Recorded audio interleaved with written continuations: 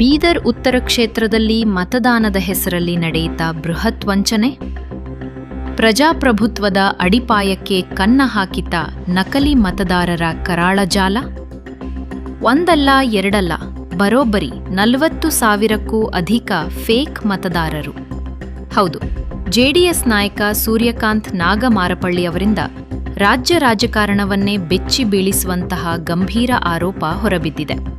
ಕೇವಲ ಆರೋಪ ಅಷ್ಟೇ ಅಲ್ಲ, ಸಾಕ್ಷಿ ಸಮೇತ ನಕಲಿ ಮತದಾರರ ಹೆಸರು, ವಿಳಾಸ ಮತ್ತು ಇಪಿಐಸಿ ಸಂಖ್ಯೆಯನ್ನೊಳಗೊಂಡ 21 ನಕಲಿ ಮತದಾರರ ಪಕ್ಕಾ ದಾಖಲೆಗಳನ್ನು ಬಹಿರಂಗಪಡಿಸಿ ಚುನಾವಣಾ ಆಯೋಗಕ್ಕೆ ದೂರು ನೀಡಲಾಗಿದೆ. ಮೂಲಗಳ ಪ್ರಕಾರ ಒಟ್ಟು 2.48 ಲಕ್ಷ ಮತದಾರರ ಪಟ್ಟಿಯಲ್ಲಿ ಸಾವಿರಾರು ಫೇಕ್ ವೋಟರ್ಸ್ ತುಂಬಿ ತುಳುಕುತ್ತಿದ್ದಾರೆ ಎಂಬ ಭೀಕರ ಸತ್ಯ ಈಗ ಹೊರಬಿದ್ದಿದೆ. ಇಷ್ಟಕ್ಕೂ ಈ ಮತದಾರರ ಪಟ್ಟಿಯಲ್ಲಿ ನಡೆದಿದ್ದೇನು ಗೊತ್ತಾ? ಹೆಣ್ಣು ಮಗಳ ಹೆಸರಿನ ಪಕ್ಕದಲ್ಲಿ ಗಂಡಸಿನ ಫೋಟೋ. ಸತ್ತು ಮಣ್ಣಾಗಿ ಹೋದ ವ್ಯಕ್ತಿಯ ಹೆಸರಿನಲ್ಲಿ ಇಂದಿಗೂ ಜಮಾ ಆಗ್ತಿದೆ ಪಿಂಚಣಿ ಹಣ. ಸಾರ್ವಜನಿಕರು ಕಷ್ಟಪಟ್ಟು ಕಟ್ಟಿದ ತೆರಿಗೆ ಹಣವನ್ನು ಹೆಣಗಳ ಹೆಸರಲ್ಲಿ ಲೂಟಿ ಮಾಡಲಾಗ್ತಿದೆ. ಅಷ್ಟೇ ಅಲ್ಲ, ಹೊರ ರಾಜ್ಯದಿಂದ ಬಂದ ವ್ಯಕ್ತಿಗಳಿಗೆ ಕಾನೂನು ಬಾಹಿರವಾಗಿ ನಮ್ಮ ಬೀದರ್ ಉತ್ತರ ಕ್ಷೇತ್ರದಲ್ಲಿ ವೋಟರ್ ಐಡಿ ಮಾಡಿಸಿಕೊಡಲಾಗಿದೆ. ಈ ಇಡೀ ಕರಾಳ ದಂಧೆಯ ಹಿಂದೆ ಕೆಲ ಭ್ರಷ್ಟ ಅಧಿಕಾರಿಗಳು ಮತ್ತು ಸ್ವಾರ್ಥ ರಾಜಕಾರಣಿಗಳ ಕೈವಾಡವಿದೆ ಎಂಬ ಗಂಭೀರ ಆರೋಪ ಕೇಳಿಬಂದಿದೆ. ಕಳೆದ ಬಾರಿಯ ಚುನಾವಣೆಯ ಫಲಿತಾಂಶದ ಮೇಲೆಯೂ ಈಗ ಹೆಜ್ಜೆ ಹೆಜ್ಜೆಗೂ ಅನುಮಾನದ ದಟ್ಟ ಮೋಡ ಕವಿದಿದೆ. ಇಡೀ ಮತದಾರರ ಪಟ್ಟಿಯನ್ನು ಸಂಪೂರ್ಣವಾಗಿ ಮರುಪರಿಶೀಲಿಸಲೇಬೇಕು. ಕೇವಲ ಕಾಗದದ ಮೇಲಿನ ತನಿಖೆಯಲ್ಲ, ಉನ್ನತ ಮಟ್ಟದ ನಿಷ್ಪಕ್ಷಪಾತ ತನಿಖೆಯಾಗಬೇಕು. ಈ ದೇಶದ್ರೋಹಿ ಕೃತ್ಯವೆಸಗಿದ ನಕಲಿ ಮತದಾರರು ಹಾಗೂ ಅವರ ಹಿಂದಿರುವ ಸೂತ್ರಧಾರರ ವಿರುದ್ಧ ಚುನಾವಣಾ ಆಯೋಗ ತಕ್ಷಣವೇ ಅತ್ಯಂತ ಕಠಿಣ ಕ್ರಮ ಜರುಗಿಸಲೇಬೇಕು. ಪ್ರಜಾಪ್ರಭುತ್ವದ ಪವಿತ್ರತೆಗೆ ಕಂಠಕ ತಂದಿರುವ ಈ ನಕಲಿ ಜಾಲಕ್ಕೆ ಕೊನೆ ಹಾಡಲೇಬೇಕಿದೆ. ಆಯೋಗ ಈಗ ಯಾವ ರೀತಿ ಚಾವಟಿ ಬೀಸುತ್ತೆ ಅನ್ನೋದನ್ನು ಕಾದು ನೋಡಬೇಕಿದೆ.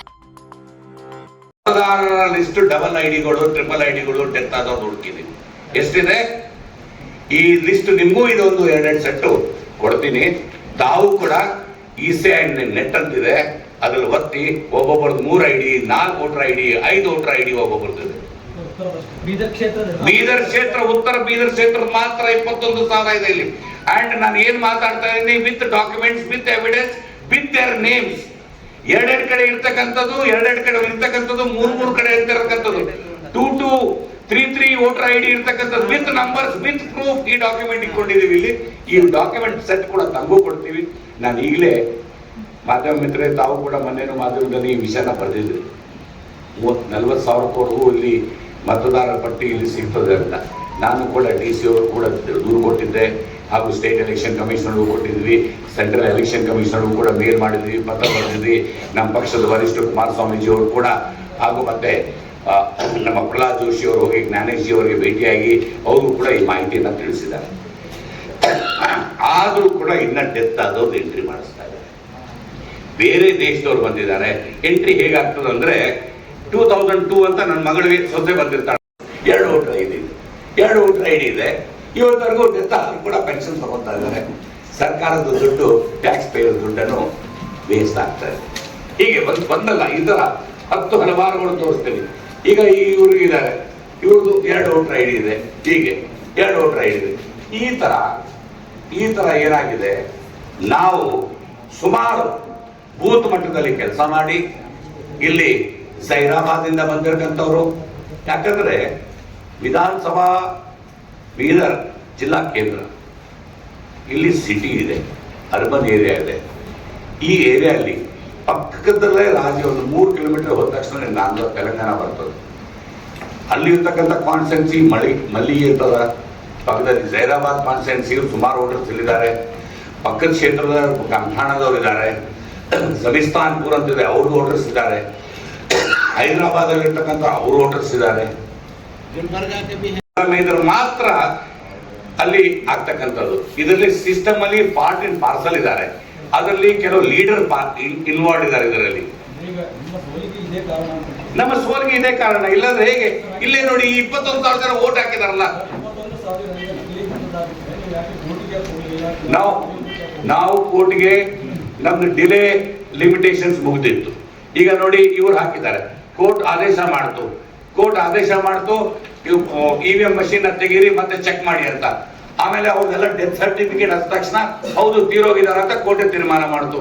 ಆದ್ರೆ ಕೋರ್ಟ್ ಏನ್ ಆರ್ಡರ್ ಕೊಡ್ತು, ನಿಮ್ಮ ಲಿಮಿಟೇಷನ್ ಪೀರಿಯಡ್ಗೆ ಮುಂಚೆ ನೀವು ಕೋರ್ಟಲ್ಲಿ ದಾಖಲೆ ಮಾಡಲಿಲ್ಲ, ಅದಕ್ಕಾಗಿ ನಿಮ್ಗೆ ಕೊಡಕ್ ಬರಲ್ಲ. ಬಟ್ ಆಕ್ಚುಲಿ ಇವ್ರು ತೀರೋಗಿದಾರ ಅಂತ ಸರ್ಟಿಫೈಡ್ ಕಾಪಿನ ಹಚ್ಚಿದ್ದಾರೆ. ಆದ್ರೆ ಅವ್ರು ಅವತ್ತು ಮಾತ್ರ ಜೀವನದ ಮಧ್ಯೆ ಓಟ್ ಹಾಕಿದ್ದಾರೆ. ಹೇಗೆ ಓಟ್ ಹಾಕಿದ್ರು ಅಂತ ನಮ್ಮ ಪ್ರಶ್ನೆ. ಹೀಗೆ 21,000 ಇಲ್ಲಿ ನನ್ನ ಕೈಯಲ್ಲಿ ಸಿಕ್ಕಿರ್ತಕ್ಕಂಥದ್ದು. ನಾವು ನಮ್ಮ ಕಾರ್ಯಕರ್ತರೆಲ್ಲ, ನಮ್ಮ JDS ಪಕ್ಷದ ಕಾರ್ಯಕರ್ತರೆಲ್ಲ ಸೇರಿ ನಾವು 21,000 ಹಿಡಿದಿದ್ದೀವಿ. ಸುಮಾರು ಈ ತರ 40,000 ಮತದಾರರಿದ್ದಾರೆ ಹೈದರಾಬಾದ್ ಅಲ್ಲಿ ಇಲ್ಲಿ ಬೇರೆ ಬೇರೆ ರಾಜ್ಯದಿಂದ ಬಂದಿರತಕ್ಕಂಥವ್ರು. ವೋಟರ್ ID ಮಾಡ್ಕೊಂಡಿದ್ದಾರೆ, ಆಧಾರ್ ಮಾಡ್ಕೊಂಡಿದ್ದಾರೆ, ಎಲ್ಲ ದಾಖಲಾತಿಗಳು ಮಾಡ್ಕೊಂಡಿದ್ದಾರೆ. ಆದ್ರೂ ಕೂಡ ಆಧಾರ್ ಅನ್ನೋದು ಕಡ್ಡಾಯವಾದ್ರೆ ಇನ್ನಿಷ್ಟು ವೋಟ್ಗಳು ಸಿಗ್ತದೆ. ಈಗ ನನ್ನ ಕೈಯಲ್ಲೇ 21,000 ನಿಮ್ದು ಕಾಪಿಗಳು ಕೊಡ್ತೀನಿ ತಮ್ಗೆ. ತಾವು ಯಾವುದೇ ಒಂದು ನಂಬರ್ ಒತ್ತಿ ಈ ವೋಟರ್ ID ಎಪಿಕ್ ನಂಬರ್ ಅಂತೀವಿ ಅದಕ್ಕೆ. ಈ ವೋಟರ್ ID ನಂಬರ್ ಒತ್ತಿ, ಈ ವೋಟರ್ ID ನಂಬರ್ ಒತ್ತಿ, ಡಬಲ್ ಟ್ರಿಪಲ್ 20,000 ಇದೆ, ಒಂದಲ್ಲ ಎರಡಲ್ಲ. ಇಂಥ ಚುನಾವಣೆ ಆದ್ರೆ ಹೇಗೆ ನಿಮ್ಗೆ ಒಂದು ಒಳ್ಳೆ ಕ್ಯಾಂಡಿಡೇಟ್ ಸಿಗ್ತಾರೆ, ಒಂದು ಒಳ್ಳೆ ರಾಜಕಾರಣ ಆಗ್ತದೆ, ಪ್ರಜಾಪ್ರಭುತ್ವ ಈ ದೇಶದಲ್ಲಿ ಹೇಗೆ ಉಳಿತದೆ? ಪ್ರಜಾಪ್ರಭುತ್ವ ಈ ದೇಶದಲ್ಲಿ ಡೆಮೋಕ್ರಸಿ ಇರಬೇಕು, ಕ್ಲೀನ್ ಫೇರ್ ಎಲೆಕ್ಷನ್ ಆಗ್ಬೇಕು ಅಂತಂದ್ರೆ ಇದೆಲ್ಲ ಶುದ್ಧೀಕರಣ ಆಗ್ಬೇಕು. ಈ ಶುದ್ಧೀಕರಣ ಆಗ್ಬೇಕಂದ್ರೆ ಮೇನ್ ಕಡ್ಡಾಯವಾಗಿ ಆಧಾರ ಮಾಡಬೇಕು. ಆಧಾರ ಎಲ್ಲಿವರೆಗೂ ಲಿಂಕ್ ಮಾಡೋದಿಲ್ವೋ ಅಲ್ಲಿವರೆಗೂ ಇದು ಇನ್ನ ಹೀಗೆ ನಡೀತಾ ಇರ್ತದೆ. ಅದು ಆಧಾರ್ ಕೂಡ ಡೂಪ್ಲಿಕೇಟ್ ಮಾಡ್ತಾರೆ ಅಂತ ನಮಗೂ ತಿಳಿದು ಬಂದಿದೆ. ಆಮೇಲೆ ಡೆತ್ ಬೇರೆ ಬೇರೆ ನೆರೆ ದೇಶದವರು ಕೂಡ ಕೆಲವರು ವೋಟರ್ಸ್ ಇಲ್ಲಿದ್ದಾರೆ ಅಂತ ನಮಗೆ ಮಾಹಿತಿ ಬಂದಿದೆ. ನೆರೆ ದೇಶದವರು ಅಸ್ಸಾಂ ಪಕ್ಕದಲ್ಲಿರ್ತಕ್ಕಂಥ ಬಾಂಗ್ಲಾದೇಶ ಆಗ್ಲಿ ಅಲ್ಲಿನವರು ಕೂಡ ಇಲ್ಲಿ ಬಂದು ವಾಸ ಮಾಡ್ತಾ ಇದ್ದಾರೆ, ಇಲ್ಲಿ ವೋಟರ್ ID ಮಾಡ್ಕೊಂಡಿದ್ದಾರೆ, ಆಧಾರ್ ಮಾಡ್ಕೊಂಡಿದ್ದಾರೆ. ಆಮೇಲೆ ಅವ್ರ ಹೆಸರುಗಳು ಎಂಟ್ರಿ ಮಾಡಿ ಇಲ್ಲಿ ಪಕ್ಕದಲ್ಲಿ ಎಪಿಕ್ ನಂಬರ್ ಇದೆ. ಏನ್ ಎಪಿಕ್ ನಂಬರ್ ಇದೆ? 2298 ಅಂತ ಎಪಿಕ್ ನಂಬರ್ ಇದೆ. ಅವ್ರ ಹೆಸರು ಮೊಹಮ್ಮದ್ ನುಮಾನ್ ಖಾನ್ ಅಂತ, ಕೆಳಗಡೆ ತಂದೆ ಹೆಸರು ನಾಸೀರ್ ಖಾನ್ ಅಂತ. ಇದರಲ್ಲಿ ಕೋಟ್ ಹಾಕೊಂಡಿಲ್ಲ, ಇನ್ನೊಂದು ಪಕ್ಕದಲ್ಲಿ ಕೋಟ್ ಹಾಕೊಂಡಿದ್ದಾರೆ. ಇಲ್ಲೊಂದು ವೋಟರ್ ID ಇದೆ, ಇಲ್ಲೊಂದು ವೋಟರ್ ID ಇದೆ, ಮನುಷ್ಯ ಒಬ್ಬರೇ ಇದ್ದಾರೆ. ಇಲ್ಲಿ ವೋಟರ್ ID ನಂಬರ್ ಇದೆ 9815 ಅಂತ ನೀವು ನೋಡ್ಬೋದು. ಇದು ಕೂಡ ನಿಮ್ಗೊಂದು ಕಾಪಿ ಕೊಡ್ತಾ ಇದ್ದೀನಿ, ತಾವು ನೋಡ್ಬೋದು. ಇದು ಒಂದು ಎಕ್ಸಾಂಪಲ್ ಕೊಟ್ಟೆ. ಇವ್ರಿಗೆ ತಾವು ನೋಡ್ತಾ ಇದ್ದೀರಾ, ಇವ್ರು ಪುರುಷನ ಏನಿರ್ಬೋದು ಒಂದು ಅಂದಾಜಲ್ಲಿ ಇವ್ರ ಹೆಸರು ವೋಟರ್ ಲಿಸ್ಟಿಂದ ನಾವೇ ಜನತಾದಳ ಪಕ್ಷದವರು ನಮ್ಮ ಕಾರ್ಯಕರ್ತರೆಲ್ಲ ನಾವೆಲ್ಲ ಕಲ್ತಿ ಚೆಕ್ ಮಾಡ್ತಕ್ಕಂದಾಗ ಇವ್ರ ಹೆಸರು ಏನು ಬಂತು ಅಂದ್ರೆ ಜಗದೇವಿ ಅಂತ. ಇವ್ರ ಹೆಸರು ಏನಿದೆ ದಯವಿಟ್ಟು ಕ್ಯಾಮ್ರಾದವರೆಲ್ಲ ತೋರಿಸ್ಬೇಕಿದ್ರು, ಜಗದೇವಿ ಅಂತ ಇದೆ ಇವ್ರ ಹೆಸರು. ಇವ್ರು ಜಗದೇವಿ ನೋಡಿ, ಜಗದೇವಿ ಹೇಗೆ ಕಾಣಿಸ್ತದೆ. ಇವ್ರು ವೋಟರ್ ಲಿಸ್ಟ್ ಅಲ್ಲಿ ಹೆಸರು, ಇವ್ರು ಜಗದೇವಿ ಅಂತ. ಹೇಗೆ ಬಂತು ಇವ್ರದ್ದು ಜಗದೇವಿ ಅಂತ? ಹಾಗೆ ಒಬ್ಬರು ತೀರೋಗಿದ್ದಾರೆ. ಇವತ್ತವರೆಗೂ ಕೂಡ ಪೆನ್ಷನ್